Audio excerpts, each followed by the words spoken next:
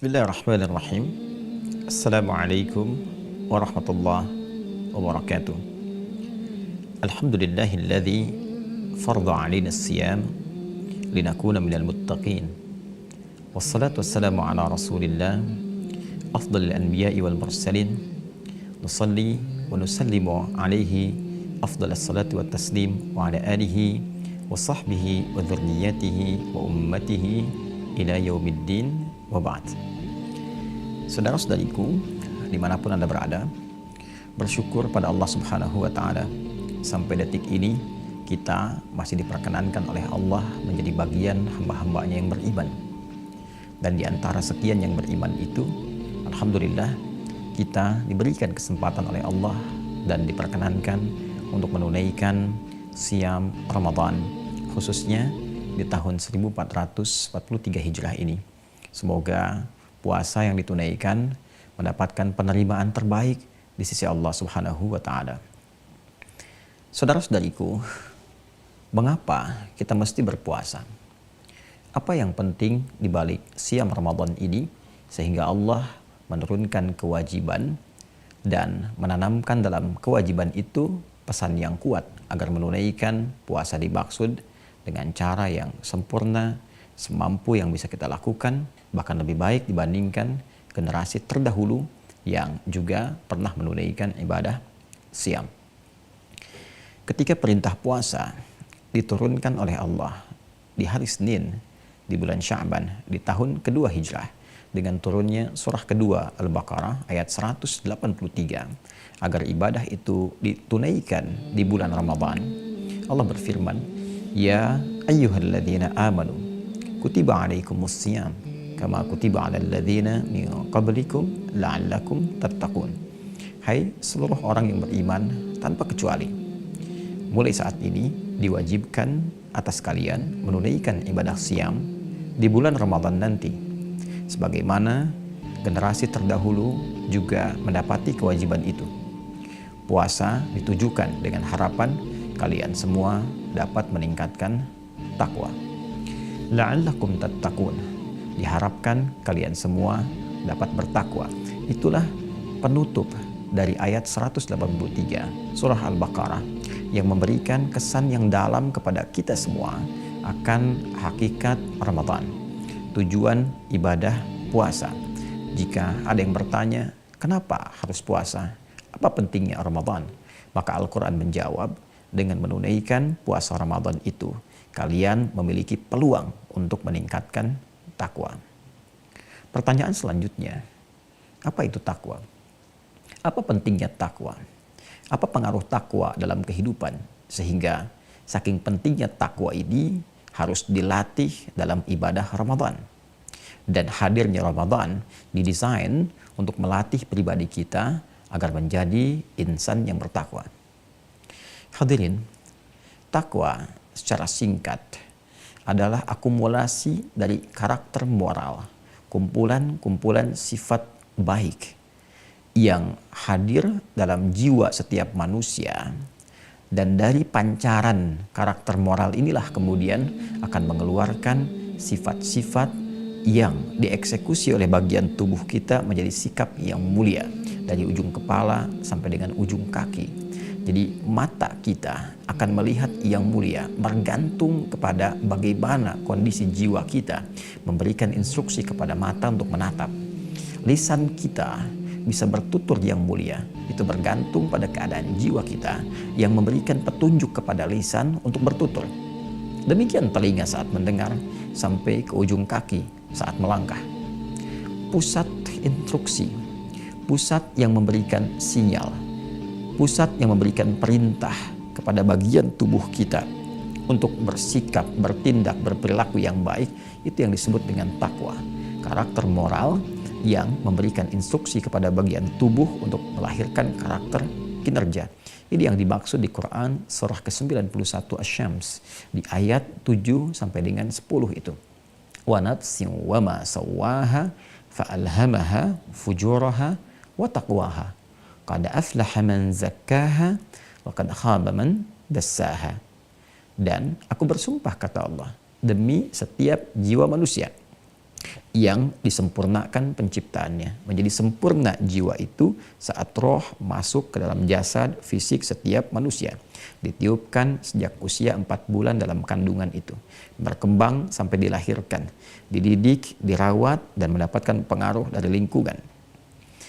Jiwa kita di dalamnya berisi karakter moral. Di antaranya yang disebut dengan taqwa.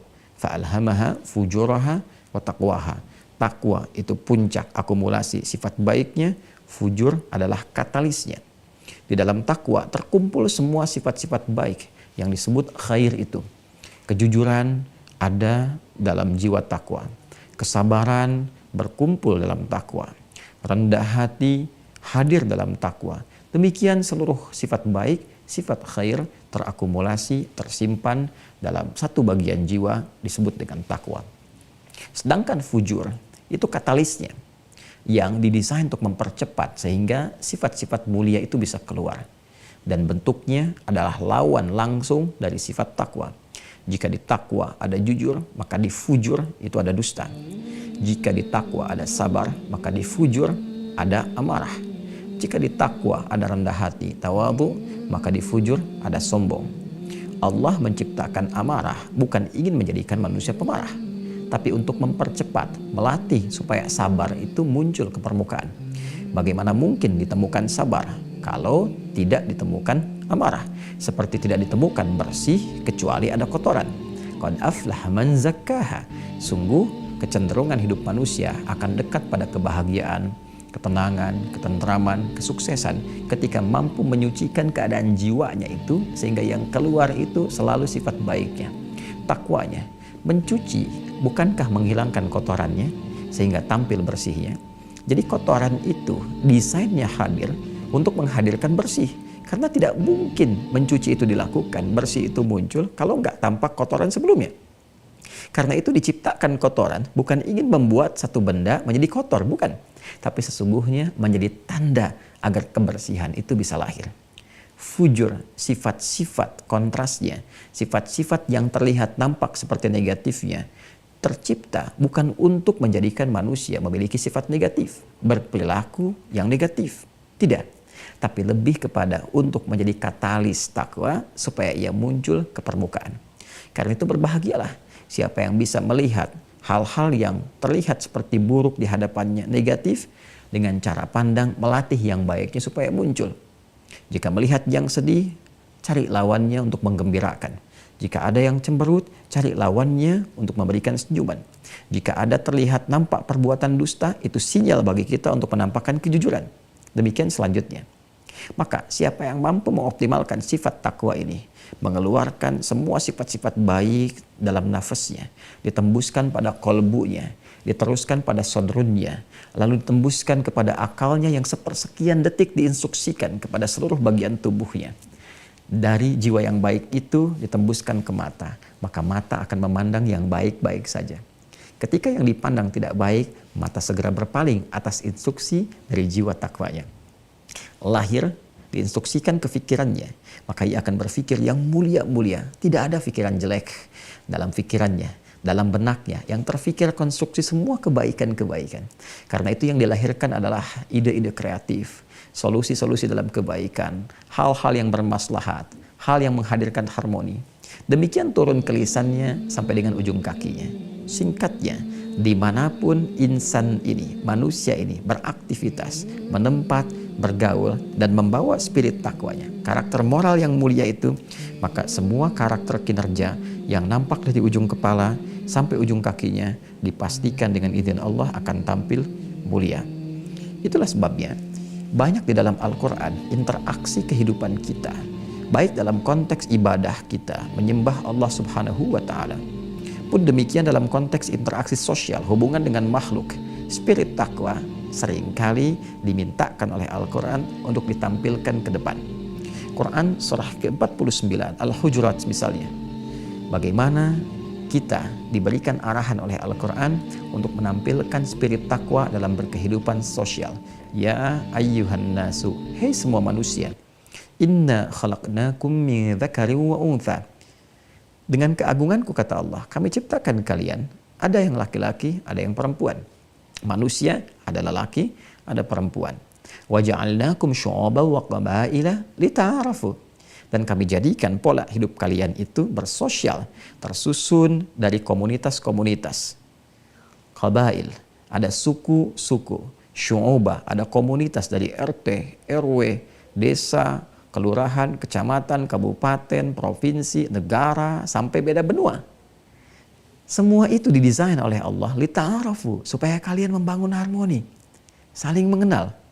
Bukan untuk saling menyingkirkan, menyungkurkan, berpecah, saling mencela, saling mendominasi. Tidak, untuk membangun harmoni, bersinergi, saling membangun maslahat. Dan itu hanya bisa dicapai dengan niat-niat mulia, tindakan-tindakan yang baik. Dan dari semua yang mulia itu kata Allah, inna akramakum indallahi atqakum. Sungguh yang terbaik, yang paling mulia di antara kalian yang berinteraksi sosial itu adalah orang yang paling takwa. Orang yang paling mampu menampilkan karakter terbaik dalam moralnya. Jadi ternyata takwa ini punya peran penting dalam kehidupan. Dibawa ke rumah tangga, suami bertakwa, sifatnya akan baik, akan lembut, akan perhatian, mengayomi, melindungi keluarganya. Ibu yang bertakwa akan hadir kasih sayang, kelembutan, kenikmatan, interaksi berumah tangga yang sangat indah. Demikian anak yang bertakwa akan lahir bakti yang paripurna, sayang yang luar biasa, meningkatkan kehangatan di rumah tangga. Pekerja yang bertakwa, direktur yang bertakwa, pimpinan yang bertakwa, presiden bertakwa, panglima bertakwa, rakyat bertakwa. Jika semua mampu menampilkan kebaikan dalam hidupnya, maka baik-baik itu, semua sifat itu akan melahirkan harmoni dalam kehidupan yang kompleks, yang beragam, baik secara individual ataupun secara sosial dan secara komunal. Itulah sebabnya inti dari seluruh ibadah Ramadan, siang dan malamnya, dilatih kita meningkatkan sholat, dilatih kita mengendalikan nafsu kita, dilatih untuk menempatkan kadar kebutuhan sesuai dengan apa yang dibutuhkan. Makan tertata, minum tertata, aktivitas tertata, ibadah tertata. Pada puncaknya, semua tatanan itu ditujukan untuk melatih jiwa takwa kita supaya dapat muncul ke permukaan. Bukankah dalam Ramadan kita dilatih banyak meningkatkan kebaikan, mencegah banyak hal-hal yang tidak baik, yang tidak layak untuk ditampilkan, dari ujung kepala sampai ujung kaki. Pikiran yang buruk ditahan, kata-kata yang kotor dijauhkan, pendengaran yang tak layak untuk disimak kita tepikan sampai ke ujung kaki. Sebaliknya, semua yang baik, yang ditatap, didengar, dikatakan, dilangkahkan, digerakkan, semua dioptimalkan untuk dilakukan. Karena itulah puncak takwa akan melahirkan satu perisai terbaik yang mencegah dari keburukan, disebut dengan junnah, dan saat yang bersamaan mengoptimalkan karakter kebaikan yang mendekatkan kita kepada jannah. Hadis Nabi sallallahu alaihi wasallam, as-siyamu junnatun. Orang yang puasa dengan benar, maka puasa yang ditunaikan dengan benar itu potensial menghadirkan perisai untuk mencegah pelakunya dari berbagai perbuatan-perbuatan yang negatif. Saat yang bersamaan mendorong, memotivasi, mensupport pelakunya untuk mendekatkan diri pada berbagai kegiatan yang positif. La'allakum tattaqun, supaya kalian mampu menjadi pribadi yang bertakwa. Karena itu, dari sejak mengawali puasa ini, mari kita siapkan, berlatih dengan sungguh-sungguh, yang serius, menata diri kita agar mampu menghadirkan sifat takwa yang paripurna. La ya'sunallaha ma amarahum wa yaf'aluna ma yu'marun. Pada puncaknya, mampu mengerjakan segala perintah Allah dan menjauhi segala larangan Allah seperti malaikat pernah melakukannya. Bila mampu mengerjakannya, maka kedudukan kita boleh jadi akan naik di atas malaikat dan menjadikan makhluk-makhluk Allah terkasih itu hormat pada anak cucu Adam yang menunaikan tugas dengan sempurna. Demikian, semoga bermanfaat. Adi Hidayat. Assalamualaikum warahmatullahi wabarakatuh.